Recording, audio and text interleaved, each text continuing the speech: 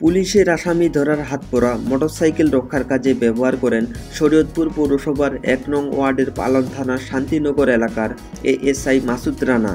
এভাবে হাতকড়া পেশাগত কাজে ব্যবহার না করে নিজের ব্যক্তিগত সম্পত্তি রক্ষার কাজে ব্যবহার করছেন তিনি। এ ঘটনার একটি ভিডিও সামাজিক যোগাযোগ মাধ্যমে ছড়িয়ে পড়লে শুরু হয় নানা আলোচনা সমালোচনা। পালন মডেল থানার এএসআই মাসুদ রানা ভাড়া থাকেন মালয়েশিয়া প্রবাসী আল আমিন মোল্লার বাসায়। তিনি যখন বাসার সামনে বাইক রাখেন তখন বাইকের নিরাপত্তার জন্য এভাবে হাতকড়া দিয়ে তালা মেরে রাখেন।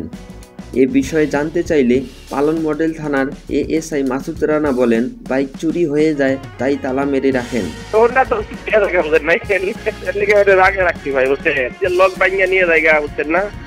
রাষ্ট্রের সম্পদ এভাবে ব্যক্তিগত জীবনে ব্যবহার করা দণ্ডনীয় অপরাধ।